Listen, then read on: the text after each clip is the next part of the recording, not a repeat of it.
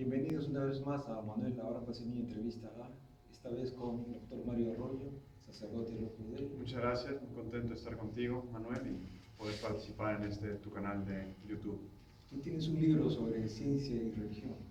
¿Puedes hablarnos un poco sobre las diferencias y semejanzas entre ciencia y religión? Bueno, obviamente son dos tipos de conocimiento diferentes. La cuestión en el libro, intento mostrar cómo el hecho de que sean diferentes no significa que sean antagónicos o que tengan que estar en pugna o peleados, sino que puede haber una armonía entre ambos. Son diferentes pero complementarios. La religión me responde unas preguntas distintas de las que me responde la ciencia. Entonces, por eso entiendo que no hay necesariamente una contraposición. Pero históricamente ha habido algunos enfrentamientos, ¿no? ¿Qué opinas al respecto?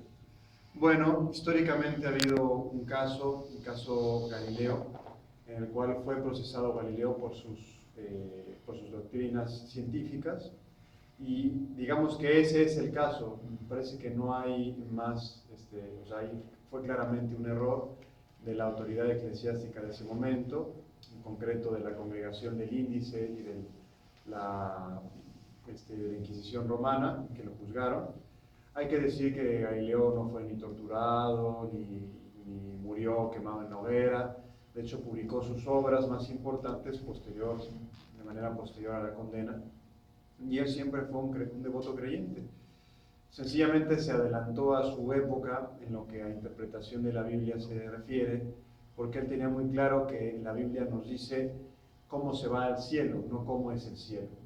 Cosa que no tenían claros sus censores. Sus censores decían, si esta teoría de Galileo es verdadera, tendremos que cambiar nuestro modo de interpretar la escritura, un modo de interpretarla literal, ¿no? Y como todavía no la puede probar, todavía es de alguna manera una hipótesis, lo cual hay que decir era cierto porque Galileo nunca estuvo en grado de probarlo. Eso se pudo probar pocos años después con Newton, la teoría de la gravedad. Galileo atribuía la prueba definitiva a las mareas. En cambio, las mareas, según Galileo, era la prueba definitiva de que era la Tierra la que se movía, lo cual pues sabemos hoy que es erróneo. Entonces, en un primer momento le dijeron, mira, enséñalo como una hipótesis, pero que no necesariamente tenga que ser cierta hasta que no la puedas probar. Y luego ya se mezclaron otro tipo de factores, más bien de carácter político, coyuntural. Escribió un libro donde ridiculizaba la opinión que sostenía el mismo Papa. Total, le cayó ahí una condena. Pero, repito, ha sido el único caso. Y en cambio, Copérnico, por ejemplo, pues fue eclesiástico. Galileo mismo, es una cosa poco sabida, fue eclesiástico, fue canónico, precisamente para recibir una pensión que en aquel momento él necesitaba. Incluso intentó recibir pensión de dos catedrales distintas, lo cual dijeron que está prohibido, ¿no? Por sus necesidades económicas. Entonces, a lo que voy es que es el único caso y que se ha como puesto como si fuera la generalidad, cuando la mayor parte de los científicos del boom de la ciencia fueron creyentes, y todavía sigue habiendo científicos muy importantes que son creyentes. La ciencia busca la verdad a través de evidencias, pruebas. La religión busca la verdad en base en la fe. ¿Eso no sería una gran diferencia? Sí, es una diferencia, por eso digo, en el modo de conocimiento, ¿no? Es decir, la ciencia, se basa en un conocimiento empírico. Para yo poder afirmar algo en la ciencia tengo que poderlo demostrar en un laboratorio, y tengo que poder hacer una ecuación matemática. Propiamente hablando, ya incluso se dice que no es solo demostrar, sino que una afirmación es científica en la medida en que sea falseable, es decir, en la medida en que yo pueda decir, bueno, esto es verdad, y si se dan tales cosas, esta teoría se viene abajo, ¿no? Porque basta un solo caso para tirar una teoría universal, y nunca se puede tener la certeza de que conozco todos los casos particulares, ¿no? En cambio, la ciencia, la religión, funciona con otro tipo de parámetros, es decir, su punto de partida es, como bien dices, la fe. Es decir, parte de una revelación a la cual yo le doy un asentimiento, pero no es algo irracional en principio. Por lo menos la religión, la tradición judío-cristiana, no es algo que sea absurdo, sino al contrario, ha buscado siempre compaginar el ejercicio de la racionalidad con el ejercicio de la fe. Es decir, como decían los medievales, cree para que entiendas, y entiende para creer, ¿no? En latín es crede ut intellegas, intellegut credas. cree para entender y entiende para creer. O sea, son como dos maneras de acercarse a la verdad, y esto es importante subrayarlo porque no solo la ciencia nos acerca a la verdad, porque no es verdad que solo lo que yo pueda demostrar en un laboratorio es parte de los conocimientos que yo puedo adquirir. Eso es una reducción arbitraria de la capacidad de conocimiento que tengo. Por ejemplo, en la filosofía nos muestra una gran variedad de conocimientos, por ejemplo, los conocimientos de carácter ético, que no se pueden reducirse a la ciencia, o los conocimientos de carácter político. Por más que intente hacer una ciencia de la política, no es propiamente un conocimiento científico, ¿no? Es decir, la ciencia funciona para una serie de realidades, pero hay otras que requieren otro tipo de saberes, y la respuesta sobre el sentido de la vida de una persona, muchas veces la respuesta más adecuada la da la religión: el sentido de la vida, el sentido del sufrimiento, el sentido de la muerte. Normalmente la ciencia no te puede decir mucho al respecto, y la religión intenta por lo menos ofrecer una respuesta. Sin embargo, hay diferentes religiones, ¿no? Diferentes posturas sobre Dios, sobre una vida después de esta.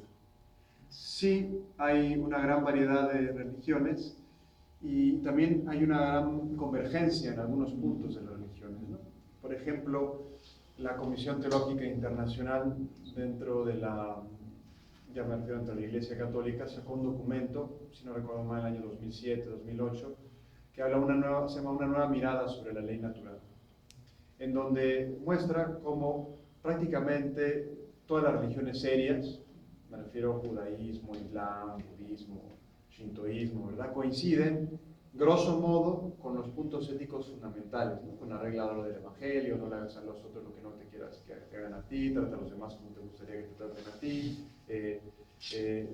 no sé, ¿no? El no robar, el no matar, el respetar a los padres, el respetar los contratos, el respetar la palabra dada, la justicia, el respeto de los débiles. Hay una plataforma común a las religiones que permiten sustentar una ética común a todas ellas.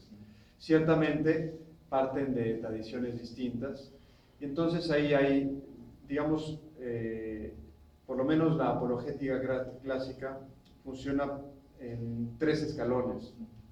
Primero, decir: ¿hay Dios o no hay Dios? Si la respuesta es no hay Dios, ahí se acaba la pregunta. Si no, sí hay Dios, entonces muy bien. ¿Cuál es la religión verdadera? Entonces, pues, están ahí todo el cóctel de religiones, y entonces yo puedo hacer una comparación, ¿verdad? Pues cuál se compagina mejor con la razón, cuál es la que ayuda a mayor enfurecimiento de la persona. Si vamos a suponer, doy el siguiente paso, ¿verdad? Es todo un curso, y eso hay bibliotecas enteras, y jamás nos terminaremos de poner de acuerdo. Vamos a decir que determino qué es la cristiana. Bueno, entonces ahora, ¿cuál de todas las versiones del cristianismo puede considerarse la auténtica? Entonces pues voy a argumentos de carácter histórico, argumentos de carácter teológico, argumentos de carácter moral, y entonces ya determino una, ¿no? De todas formas, el hecho de que haya muchas religiones muestra por lo menos que el hombre es un ser religioso, y que tiene innato la idea de que hay un más allá. De hecho, una de las manifestaciones primeras de que hay alma y que hay espíritu, de que no estamos delante de un animal o que hay un humano, es precisamente pues que hay enterramientos, que hay elementos de carácter ritual, ¿no?, que muestran eso, que el hombre es consciente de que no se agota solo en esta, por lo menos si nos vamos a la antropología más básica. Sin embargo, la ciencia no ha aceptado, ¿no?, esta posibilidad todavía, no hay evidencia de eso, ¿no? Es que es erróneo intentar demostrar científicamente que Dios exista o no exista. Es decir, no puedo demostrarlo. Si por Dios entiendo lo que la mayor parte de la gente entiende por Dios, es decir, un ser que está fuera del universo, que es la causa del universo, es el fundamento del universo, y que no se reduce a lo material. Como el objeto de la ciencia es lo material, si en algún momento alguien dijera: esa es la demostración científica que Dios existe, eso o no es ciencia o no es Dios, ¿no? Es decir, tengo que aceptar que si quiero llegar a Dios tengo que elegir un camino distinto, si tengo que correr un riesgo. Pero es un riesgo, es como la apuesta de Pascal, ¿no? Pero digámoslo de esta manera: con fe es como si me pusieran unos lentes, los cuales muchas de las cosas que para el hombre son más inquietantes adquieren un profundo sentido y adquiere una esperanza y adquiere una trascendencia. Sin fe o sin Dios, esa X queda sin despejar y todo es fruto de alguna manera del absurdo, es decir, del azar, de la irracionalidad. No ofrezco una explicación. Cuando digo Dios, meto a Dios, por decir la variable Dios, y todo encuentra como una explicación armoniosa. Es verdad que no es una demostración científica, es una argumentación más bien de carácter racional, filosófico. Oye, mira, pues con Dios y con esta revelación en concreto, el tema del dolor, el tema de la muerte, el tema del sacrificio, el tema de la enfermedad, desde el valor de la vida, tienen estos desarrollos. Sin Dios, entonces somos fruto del azar, somos una casualidad, ¿verdad? Y creo que el pensador, en mi opinión, el pensador ateo más clarividente, que se dio cuenta de lo que significa carecer de Dios, es Nietzsche. Nietzsche, en su crítica que hace al cristianismo y al platonismo, dice, se burla de los otros ateos, de Marx y los demás, diciendo, ustedes son ateos, pero siguen funcionando con la plataforma que les ha dado el judeocristianismo. Y no, es que si no hay Dios, no hay arriba y no hay abajo. Tú eres el que tienes que crear las normas, tú eres el que tienes que crear el sentido. Me parece que en eso Nietzsche fue muy claro y fue profético, en el sentido de que ahora lo que vemos es, no hay Dios, por lo tanto no hay normas, por lo tanto nosotros creamos las normas, nosotros decimos qué es lo que está bien y qué es lo que está mal. Y al final, ¿quién lo decide? El que sea más capaz de imponer sus ideas. Ya no por la violencia, como fue durante los años iniciales del siglo XX, ahora es aquel que puede imponer sus ideas a través de los medios de comunicación. Bueno, pero si no hay Dios y si nunca lo hubiera habido, entonces las éticas religiosas finalmente son producto de la mente humana. ¿Qué te parece eso? O sea, si no hubiera habido Dios y nunca lo hubiera habido, estas religiones que existen, de alguna manera la religión vendría, obviamente todas las éticas que han surgido en las religiones pues, se caerían y no tendrían fundamento. Pero me refiero a que funciona porque es necesaria la ética para la convivencia social, ¿no? Claro que en la religión se basa en la creencia en Dios. La idea es, ¿no?, que si es que no ha habido Dios, entonces, sin embargo, existen las religiones. No sé si ves la diferencia. Las religiones existen, pero de repente no existe Dios. A ver si te entendí. Vamos a suponer que Dios no existe. Claro, pero de hecho las religiones existen, claro, y las éticas existen. Sí. Ahora, si dado el caso de que Dios no exista, lo que querría decir es que todas esas éticas y todas esas religiones han estado equivocadas. Es decir, que hemos construido nuestra vida sobre la falsedad. Y por lo tanto, el que yo haya cuidado, por decirlo así, al desamparado, el que yo haya atendido a la viuda, al huérfano, el que yo me haya preocupado del desposeído, el que yo, en el fondo, ha sido, si no hay Dios, la mayor estupidez del mundo, ¿no? Pero no necesariamente, porque el huérfano, el anciano, el niño necesitado es un ser humano como el que lo ha ayudado, ¿no? El que le ayuda, ¿no? Por lo tanto, es válido esa ayuda, ¿no? Más bien, como diría acá, ¿no? O sea, uno ayuda por el deber, no por la búsqueda de un premio o el temor a un castigo, ¿no? La ética sí, pero ¿de dónde brotaría ese deber? ¿De dónde brotaría ese deber? ¿O por qué yo debo sacrificarme por otro si... ¿Me explico? O sea, si no hay, o sea, si no tiene, o sea, si esta otra persona es solamente un amasijo de átomos, ¿por qué esa persona va a tener un valor para que yo me sacrifique? ¿Por qué no es un ser humano como tú? Pero es que, ¿qué significa ser humano? Cuando no hay, o sea, para mí un ser humano es único e irrepetible precisamente porque no se agota en la material. Por ejemplo, esta silla tiene un valor en el mercado, ¿verdad? Pero no pasa nada si se rompe, ¿no? Es decir, no, yo puedo comerciar con ella. ¿Por qué no puedo comerciar con un hombre? ¿Por qué no puedo venderlo? Porque no es un ente exclusivamente material, no es un producto en serie, es único e irrepetible, ¿no? ¿Y qué le da esa unicidad, pues precisamente esa vocación de eternidad? Es decir, que esa persona y esa conciencia no se agota en ese ser que estoy, sino, este niño recién nacido, no ha hecho nada en la vida, ¿por qué no lo matamos?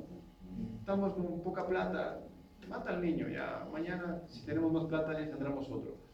¿Por qué no? Porque uno, aunque no pueda decir nada, aunque no se pueda defender, tiene un valor que va mucho más allá. Y ese valor se diluye si ese niño es solo un conjunto de átomos y de moléculas convenientemente ordenado. ¿De dónde viene la humanidad? ¿Qué significa ser humano cuando solo soy moléculas? Muchos filósofos dicen la razón. La razón es lo que nos hace humanos, lo que nos diferencia de los demás animales.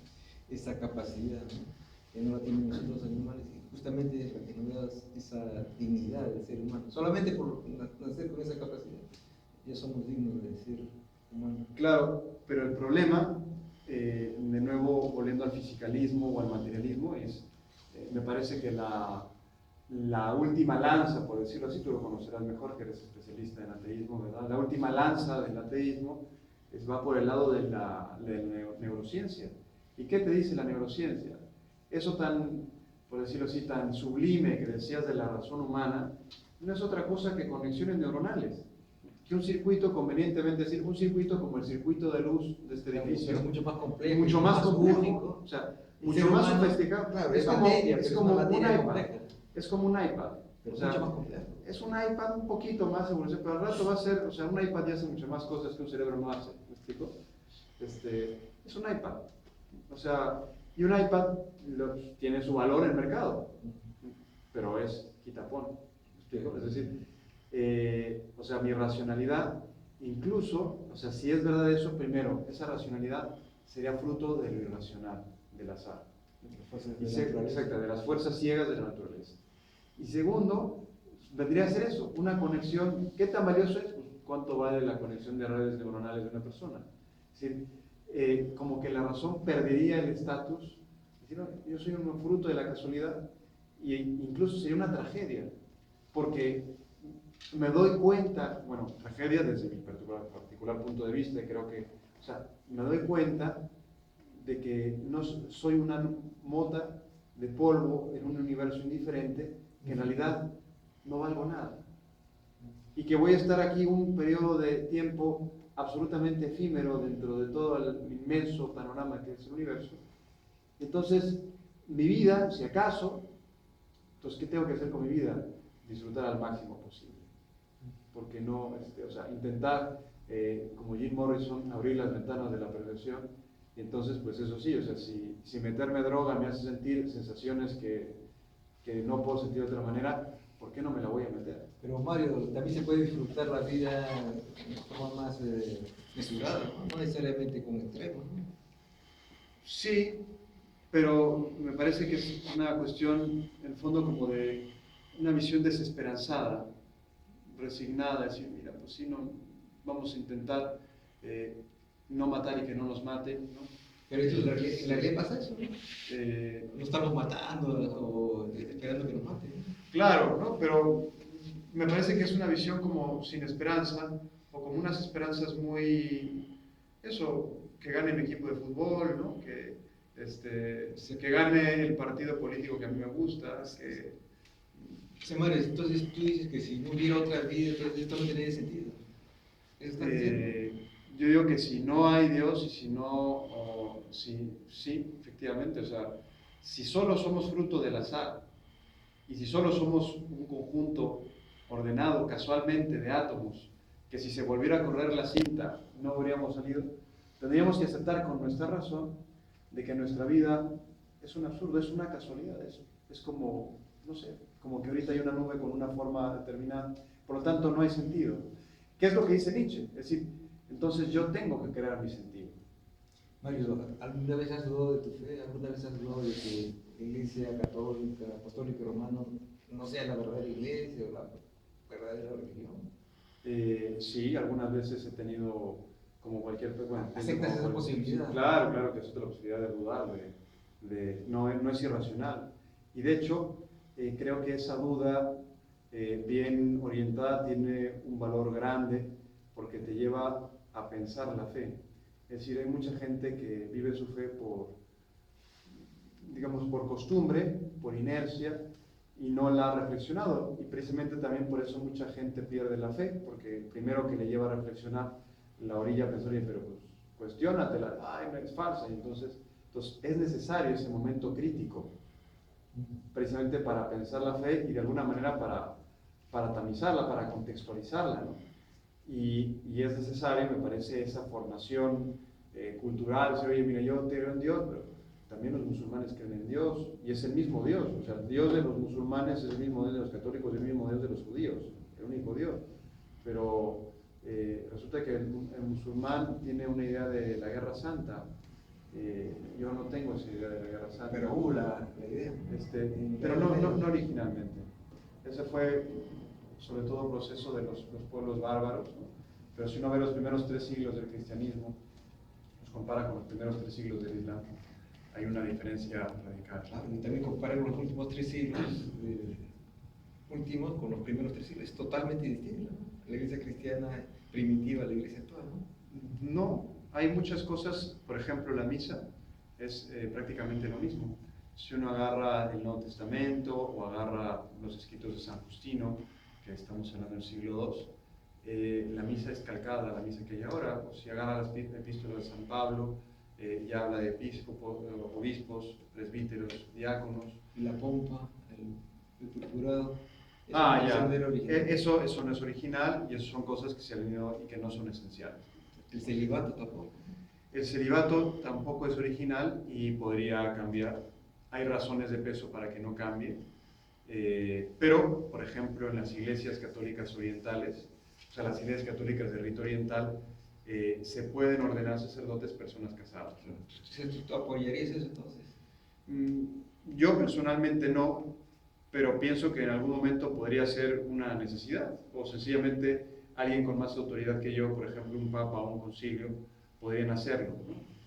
Yo personalmente pienso que no, la tendencia es que no, pero dentro de la misma iglesia hay una presión. Sencillamente un dato, ¿no?, que daba el cardenal Humes de Brasil, ¿no? Es decir, por cada sacerdote católico había 2 pastores evangélicos en Brasil, ¿no? Es decir, digamos que estamos a punto de que nos proteja Greenpeace, ¿no? Somos una especie en peligro de extinción.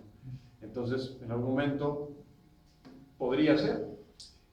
Como tengo fe, yo pienso que no sucederá. Pero no es un imposible, en el sentido de que, bueno, Pedro tenía suegra, ¿no? Uno lee las cartas de San Pablo y dice el obispo que esté casado una vez y que... Entonces, pero ya muy antiguamente se vio que era muy congruente con la función del sacerdote, que es hacer presente a Cristo, que es célibe, el que viviera el celibato. Pero en la realidad no funciona, ¿no? Hay sacerdotes que sacan la vista de eso, ¿no? Bueno, digamos que el sacerdote no deja de ser hombre, ¿no? Entonces, nadie es perfecto y alguien puede cometer un error. Yo creo que hay que distinguir entre un error y una doble vida. Entonces, una persona que tiene una doble vida, es decir, lo que dice comúnmente, tener una vela encendida a San Miguel y otra al diablo, pues efectivamente está haciendo mucho daño a sí mismo y está haciendo mucho daño, porque la mentira tiene patas cortas, a la iglesia, a la comunidad. Pero otra cosa es que alguien algún día tenga un resbalón. Pero el voto de castidad también no será muy fuerte para todos los sacerdotes. O sea, no todos podrían cumplirlo, ¿no? La realidad es... Bueno, intentan cumplirlo, yo creo que un porcentaje bastante alto lo cumple. Tú sabes que hay, bueno, incluso casos de denuncia, ¿no?, de abuso de menores. ¿Qué piensas al respecto? ¿Crees que tenga algo que ver eso o no tiene nada que ver? Yo estudié el tema cuando salió en el año 2002, porque en el año 2002 que salió, yo me estaba ordenando diácono y obviamente me produjo un gran escándalo porque nunca se me ocurrió que fuera posible. Es decir, uno normalmente tiene las tentaciones, dice un principio de teología espiritual, que la tentación te da la medida de la debilidad, ¿no? Es decir, de lo que uno tiene tentación es lo que uno puede hacer, ¿no? Yo nunca he tenido la tentación de matar a alguien, ¿no? En cambio, uno puede tener la tentación de meterse con una chica, ¿no? Nunca he tenido la tentación de meterme con un chico. Y nunca se me había ocurrido que alguien pudiera meterse con un niño. Eso no entraba entre mis horizontes de las cosas posibles en mi ingenuidad, ¿no?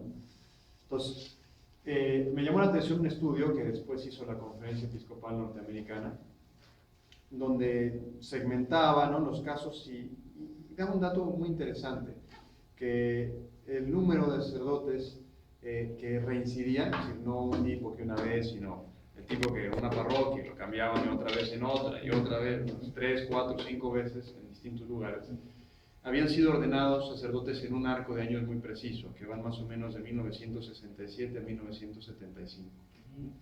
Y que los casos de sacerdotes pederastas disminuían drásticamente a partir de 1986. Entonces, mi explicación, que no, repito, no soy la última autoridad al respecto, y se basa fundamentalmente en este estudio que hizo la Conferencia Episcopal Norteamericana, encargada a un agente externo, porque ellos mismos se dieron cuenta de que nadie pensábamos, comenzando por el Papa, que tuviera esta dimensión el problema, ¿no? Me parece que, en mi opinión, es una cuestión meramente disciplinar de unos años en los cuales se abrió la manga en el tema de las ordenaciones sacerdotales. No se puso especialmente hincapié en las condiciones morales de los candidatos. Y me parece que de eso se dio cuenta la Santa Sede. Una de las normas que emanó fue que, primero, que ese tema ya no era competencia del obispo, sino que pasaba a ser competencia de la Santa Sede, para que el obispo no metiera la pata, pues como la metió en la película Spotlight, es muy claro, ¿no? Como mete el cardenal. Si la excusa de movimiento. Sí, exactamente, ¿no? Y otra segunda, que fue profundamente impopular, fue una notificación a todos los seminarios donde se decía, si una persona tiene inclinaciones homosexuales, decirle que abandone el seminario.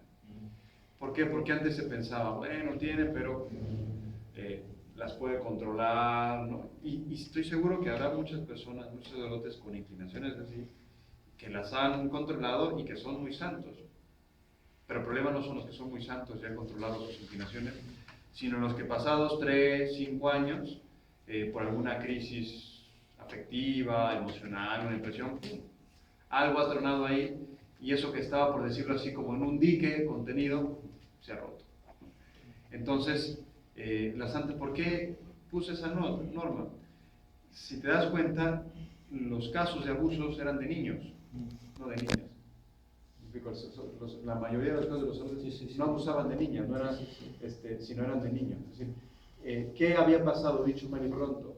Que se habían ordenado muchos homosexuales, que durante el tiempo del seminario, y seguro con buenísima intención, esa inclinación fuerte que sentían, lograban o camuflajearla, pensándolo mal, o sencillamente dominarla, pensando bien, oye, tengo esta inclinación, pero con esfuerzo puedo dominarla. Y en un seminario pensamos, sí, sí puede, tal. Y después la experiencia mostró que en un porcentaje por lo menos elevado, no fue así. Entonces, por eso se emanó esa norma. Es decir, que, y si ves los casos, muchos, la mayoría no son recientes. La misma película Spotlight aparece, ¿no? Sacerdotes mayores, hechos en los años 70, ¿no? Y a partir de esa, yo he tenido la experiencia de 3 amigos míos que han abandonado el ministerio, pero ahí me ha dado mucha pena, pero también en los 3 casos la justicia eclesiástica fue más dura que la justicia civil. O sea, en la justicia civil fueron absueltos, no hubo ningún cargo en contra de ellos, o se llegó a decir que no había pruebas suficientes, y en cambio en la eclesiástica determinó que dejaban de ser sacerdotes. Los expulsaron, sí. Porque ahí también la noticias de que los mandan a retiros. No, o sea, a partir del año 2000, o sea, a partir de lo que narra la película Spotlight, esa postura... ¿A Maciel le pasó eso? Sí. Bueno, a Maciel le pasó, o sea, Maciel fue un caso realmente curioso, yo no sé si único en la historia de la iglesia, ¿no? Pero él ya muy mayor, ya muy anciano, digamos que para que pueda entender, que entiende, es decir, Maciel celebró los 60 años de su sacerdocio en Roma con una gran fiesta, y un gran ausente, o sea, fueron muchos cardenales, y uno que no fue el cardenal Ratzinger, ¿no? Fue una ausencia muy notada. ¿Por qué? Porque el cardenal Ratzinger estaba estudiando, el cardenal Ratzinger tenía datos de que este amigo realmente no era lo que decía ser. Yo estaba en Roma, yo conocía de las denuncias, y yo personalmente lo que pensaba es gente envidiosa, que como este amigo la hizo, exitoso, le fue bien, ¿no? Tiene una orden, era la orden religiosa que más sacerdotes ordenaba al año, ordenaba 60, 70 sacerdotes al año, entonces claro, es envidia, ¿no? Envidia cochina, y entonces reconozco. Pienso que todos pensamos, desde, por ejemplo, el Papa Juan Pablo II, le tocó ya muy mayor, y Juan Pablo II estaba acostumbrado a que en los países comunistas hablaban mal del sacerdote para desprestigiarlo. Entonces nunca le prestó credibilidad a las denuncias en contra de los sacerdotes. ¿Por qué? Porque él vivía de un país sano, como es Polonia, donde los sacerdotes eran atacados por la autoridad para desprestigiarlos moralmente. Ratzinger, que se dio cuenta que no era una broma, es elegido papa, y al año era una norma por la cual le quita a los legionarios de Cristo un voto que tenían de silencio respecto a sus superiores. Los legionarios tienen un voto extra de que no podían decir nada de los superiores. Entonces el papa, entonces raro, ¿no? Y al año siguiente, segundo año, le pide a Marcial Macier que se retire a la vida, ¿no? Y que haga penitencia y no sé qué, ¿no? No le retira. Bueno, estaba ya muy mayor, y yo pienso que fue una medida pastoral. ¿A qué me refiero con pastoral? Que ahí yo conozco mucha gente, yo soy de México, en México hay muchos legionarios de Cristo, y estoy convencido de que primero hacen muchas cosas buenas, y hay muchísima gente que los ha apoyado de buena intención. Entonces, ¿qué se dio cuenta Benedicto XVI? O sea, este compadre es un canalla, ¿no? O sea, este compadre él lo dice en una entrevista, o sea que es un enigma para él, como una persona, o sea, digamos que es un loco o un genio que ha utilizado la religión para, pues eso, para cubrir o sea, hacer una gran empresa religiosa y cubrir porque además le pegaba a todos, a los seminaristas, a los ateos, era una cosa realmente de miedo.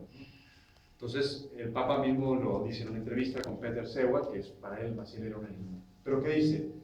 O sea, ok, este amigo está muy mal, pero lo que hizo es una cosa sana. Entonces, ¿qué vamos a hacer? Vamos a extirpar la cabeza, intentar salvar lo salvable, y sobre todo refundar o rehacer lo que en esa institución había, que hizo posible que esta persona creara un círculo en el cual nadie... Entonces, ¿qué hizo? Pues fue gradual. Necesitó el voto de silencio, le pidió que se retirara de la vida pública, se murió, les dijo: entonces ahora sí digan ustedes quién era su fundador. Lo reconocieron, lo dijeron, que para ellos fue un golpe durísimo, ¿no? Porque había una especie de culto a la imagen. La gente decía: ¿qué son los legionarios sin Maciel? O sea, para ellos fue durísimo. Y luego les puso un visitador apostólico que desde dentro lo revisó, ¿verdad? Hizo toda una labor, decir, a ver cómo están aquí las cosas, se renovó totalmente la cúpula. Ciertamente hay gente que dice que no se iba a fondo, y a eso, darle gusto a todos, yo en eso además no soy perito, ¿no? Lo que digo es que, ¿qué hizo Benedicto? Es decir, mira, esto hizo mal, se ha reconocido, se le ha pedido públicamente disculpas a las víctimas, eso lo he visto, por ejemplo, el original que se ha pedido perdón. Realmente qué tan significativo, bueno, pues eso ya no lo sé, ¿no? Pero, ¿para qué? Pues para salvar lo salvable de muchísimas personas que daban su vida. ¿Y qué sucedió?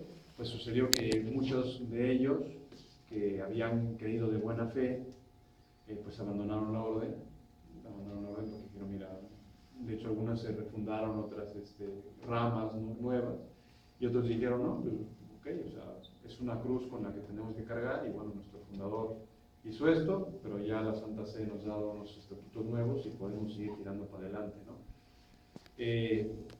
No sé, algunos podrían pensar destruirlo. No sé, podría haber sido una opción, ¿no? O sea, así funcionó, por ejemplo, con los templarios. Los templarios en el siglo XIV, el Papa los desapareció, ¿no? Bueno, podría haber sido un camino, ¿no? El Papa prefirió un camino más pastoral de recoger lo bueno. Me parece que hay un caso de un pez japonés, ¿no? que parece que tiene la cabeza que es venenosa y el resto del cuerpo que es muy sabroso, y mira, ya quitamos la cabeza que es venenosa, pero el cuerpo es bueno. Están haciendo bien. Ha habido mucha gente que de buena fe en fin, esa es mi opinión, pero comprendo que haya quienes no estén de acuerdo. Sobre todo pienso en las víctimas, ¿no? Claro. ¿Crees que se parece en algo al caso peruano de Sodalicio Vida Cristiana? ¿Crees que acabará de forma semejante? Mira, yo conozco muy poco del sodalicio. Por lo que he sabido, no he leído el libro de, ¿cómo se llama? ¿Rojas? El libro famoso el que ha escrito, el que ha sacado todos los... Salinas. Salinas. No he leído, mitad monjes, mitad soldado. No lo he leído porque no quiero pasar malos ratos. Pero por lo que he leído, me parece que son dos niveles muy distintos, ¿no? O sea, por lo que he leído, tú me corrígeme que estarás más informado que yo, no ha habido propiamente violaciones. O sea, Bueno, algunos dicen que sí.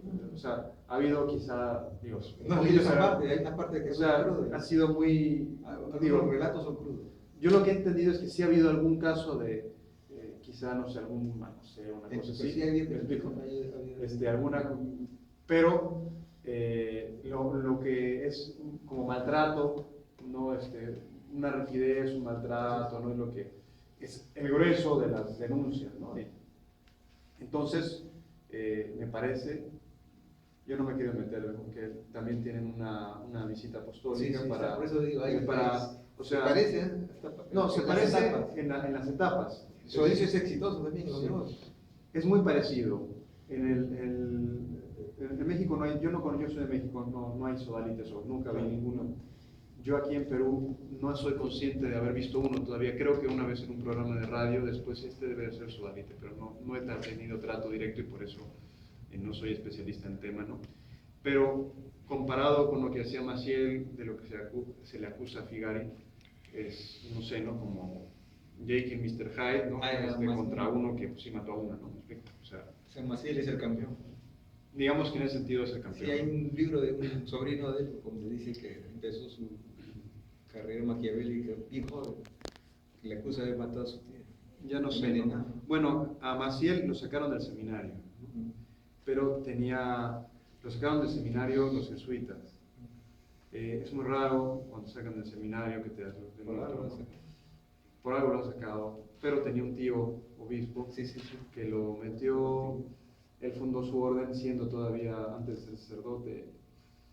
En fin, tenía una mentalidad, yo creo que era un genio, pero es un poco torcido, ¿no? Me parece que, o sea, hay similitud en el sentido del procedimiento, es decir, porque no son los únicos casos que hay visita apostólica. O sea, cuando hay problema en algún lugar que te podamos una visita apostólica, es como una auditoría, vamos a llamarlo, ¿no? Y a ver qué hay ahí dentro y vamos a meter otro, ¿no? Entonces, es un modo que tiene la iglesia. Por ejemplo, le han hecho una visita apostólica a otra institución peruana que se llama Numen Dei, que es, en mi juicio, muy buena, ¿no? Ha hecho mucho bien, sobre todo ahí en Cusco, ¿no? O sea, a veces cuando hay problemas, te hacen, o veces puede ser a diócesis, ¿no? A veces puede ser, o sea, una visita apostólica, ¿no? Entonces es una especie como de auditoría para ver qué hay, ¿no? En ese sentido, hay una similitud. Me parece que el tema de los abusos y tal es mucho más amplio en el otro que en lo que hay aquí, por lo menos en lo que he escuchado. Lo que he escuchado es eso, que es mucha rigidez, como militar, es mucha dureza, pero yo pienso que, pues efectivamente, si uno va a los militares, si uno va con los militares, pues te hacen tus novatadas, o sea, es una vida dura, ¿no? Por ejemplo, que estás 2 años fuera de la familia, es lo normal en un noviciado. Los noviciados de los religiosos, que es una especie como de destetarte, decir, oye, o sea, ahora te dedicas a Dios y aléjate de la familia 2 años, ¿no? Eso es normal, no es que lo hayan inventado ellos, ¿no? Lo han calcado de otro lugar, ¿no? Entonces, que tengan una cierta disciplina, que bueno, pues uno sabe lo que se apunta, y yo entiendo, no lo sé, que uno se puede salir en un momento y sabes que muere, se muere, no hay una represalia después. Quizá después te pueden hacer una especie como de vacío cósmico, no lo sé, ¿no? Pero no hay una represalia de decir, te fuiste, te vamos a machacar toda la vida, ¿no? O sea, tú seguiste tu camino, nos pusimos el nuestro. O sea, creo que hay un poquito, en la percepción que yo tengo, quizá hay un poquito como de novela, ¿no? de exagerar, oye, si no estás a gusto, pues vete, ¿no? ¿Quién te lo impide, no? Te han puesto una pistola en la cabeza, en fin, a lo que voy es que hay una cierta similitud, pero, y quizá precisamente esa visita de Sirio, vamos a quitar los elementos que hay adentro de la organización, en los cuales pues, se causa un daño, o no se pueden presentar para estas cosas, ¿no? O para encubrir a alguien que haga abusos, y vamos a dejar una institución que pues, también, igual que los legionarios, hace muchísimas cosas buenas, por lo menos desde el punto de vista creyente, ¿no? De labor social, de doctrinal, educativo, ¿no? O sencillamente satisfacer las necesidades espirituales de un grupo de peruanos considerable, ¿no? Entonces, y ya luego, desde una perspectiva espiritual, pues siempre se ve esto como una especie como de purificación, es decir, una persona o una institución puede pasar por una purificación. Entonces, esa purificación te puede matar o puede salir más fuerte, ¿no? Es decir, si yo no sigo a Figari, yo no sigo a Montesinos, yo sigo a Jesucristo, ¿no? Y entonces, y tengo unas normas que ya me ha dado la Santa Sede, y bueno, y tengo que aceptar quizá un pasado o una historia un poco tétrica, pero bueno, como le pasa, no sé, a la Iglesia con la Inquisición, o sea, una cosa de la cual no nos orgullecemos, ¿no? Claro. No nos orgullecemos de la Inquisición, ¿verdad? En fin, tampoco es tan negra como la pintan, pero orgullecernos, ¿sea orgullo para nosotros? No, ¿verdad? El Papa pidió perdón públicamente por eso, ¿no? Donde quiera que haya humanos hay. Sí.